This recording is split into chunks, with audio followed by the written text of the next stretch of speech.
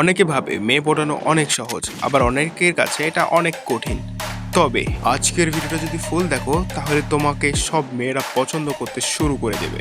তো ভিডিওটা স্কিপ না করে যদি শেষ পর্যন্ত দেখো তাহলে তোমরা সিগমা হয়ে যাবে। ও আচ্ছা, আমি জানতাম না তো। হোক মিয়া, তুমি সাইডে যাও। তো তোমাদেরকে বোঝাই, সর্বপ্রথম তোমাদের এলাকার মেয়েদেরকে কিভাবে পটাবে। সর্বপ্রথম তাদেরকে যখন রাস্তায় দেখবে, দূর থেকে তুমি তোমার চুল টানা ঠিক করে নেবে। এতে তোমার দিকে তাদের আকর্ষণ যাবে, এবং যখন তুমি তাদের কাছে যাবে তখন তোমার ওই চুলের দিকে সবাই তাকাবে এবং তোমাকে ভালোবাসা পছন্দ করা শুরু করে দেবে। তবে সকল মেয়েরই মাইন্ডসেট এক হতে পারে না। কিছু লোক তোমাকে ছাপরি ভাবতে পারে, কিন্তু তুমি ছাপরি নও, তুমি একজন স্মার্ট সুদর্শন ছেলে। নাম্বার 2, যখন কোনো মেয়ে তোমার আশেপাশে থাকবে তখন তোমার বন্ধু বান্ধবকে আচ্ছা মতন কেরামতে শুরু করে দেবে। তাহলে মেয়েরা ভাববে তুমি ভিলেন টাইপের ছেলে, আর মেয়েরা ভিলেন টাইপের ছেলেদেরকে বেশি পছন্দ করে। আর তোমাকেও তাদের পছন্দের লিস্টে সবার ওপরে রেখে দেবে।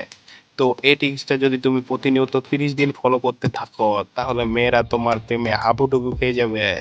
আর সব সময় সবার চিন্তা ভাবনার উপরে থাকার তুমি চেষ্টা করবে। মানে তোমার এলাকাতে কেউ সানগ্লাস পরে বাইরে বেরোতে পারে না, কিন্তু তুমি ওই সেই অসম্ভব কাজটাকে সম্ভব করবে। তুমি নিজে প্রতিনিয়ত সানগ্লাস পরে এলাকাতে হাঁটাচলা করবে, তখন মেয়েরা তোমাকে স্টাইলিশ ভাববে এবং তোমার ফ্যাশন সেন্স দেখে তোমাকে বলবে আই লাভ ইউ পাখি, তোমাকে ছাড়া আমি বাঁচতে পারবো না। যদি এতে তোমাকে কেউ ছাপড়ি বলে তাহলে তুমি বলবে তোর মুখে আমি মুতে দেব শালা, এখান থেকে সরে যা। তাহলে সেই লোকটা তোমাকে ভয় পাওয়া শুরু করে দেবে, নেক্সট টাইম তোমাকে আব্বা বলা শুরু করে দেবে।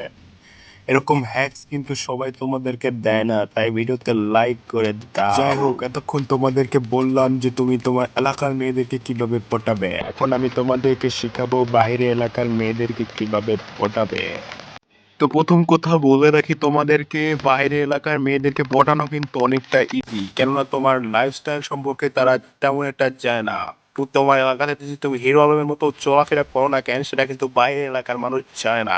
সেক্ষেত্রে তোমাকে সবাই একটা ভালো মাইন্ডসেটে রাখবে, মানে তোমাকে নায়ক শাকিব খানের রাস্তায় দেখবে। তো তাদের সাথে যখন দেখা হবে তখন বলবা হ্যালো আপু। হলো না, সরি, হ্যালো আপু। এগুলো কিন্তু আদিমকালের যুগ, এগুলো কিন্তু বললে চলবে না, তাহলে তোমাদেরকে কিন্তু বয়স্ক বয়স্ক লাগবে। তো সেই ক্ষেত্রে তোমরা বলবা এই পাখি, কি খবর তোমার, তুমি কোথায় যাচ্ছ, অনেকদিন পর তোমাকে দেখলাম। এটা শোনার পর মেয়েটার বুকের ভেতর ধুকপুক ধুকপুক করতে থাকবে এবং তোমার জন্য একটা জায়গা, একটা পুকুর খনন হয়ে যাবে, সরি নদী খনন হয়ে যাবে। আরে বলো, নদী না সমুদ্র খনন হয়ে যাবে বল। হ্যাঁ দাদু, ঠিকই কইছো। এটা শোনার পর তাদের মনের ভেতরে একটা সমুদ্র খনন হয়ে যাবে। তখন শুধুমাত্র বাকি থাকবে সেই সমুদ্রের মধ্যে তোমার লাফ মারাটা। তো লাফ মারবা কিভাবে? যখন তাদের মনের ভেতরে একটা সমুদ্র খনন হয়ে যাবে তখন তাদেরকে বলবা যে তুমি কি আমার বাচ্চার মা হবা। তখন সে মেয়েটা একেবারে তোমাকে সেই সমুদ্রের ভেতর টেনে নিয়ে নেবে এবং তুমি তার বাচ্চার বাপ হয়ে যাবে। যাই হোক, লিমিটটা ক্রস করবো না, লিমিট ক্রস করলে কিন্তু তুমি কিন্তু ক্রস ফায়ার খেয়ে যাবা।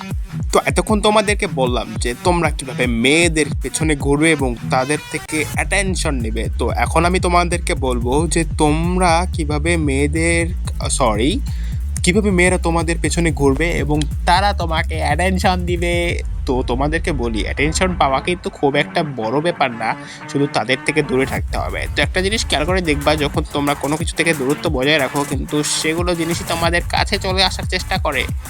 তোমাদের সেগুলো থেকে দূরত্ব বজায় রাখতে হবে এবং তোমার নিজের লাইফকে ফোকাস করতে হবে। যদি নিজের লাইফকে ফোকাস করতে পারো তাহলে সেই ফোকাসের কারণে সব পরি তোমার বাড়ির উঠানে এসে ঝাড়ু দেওয়া শুরু করে দেবে।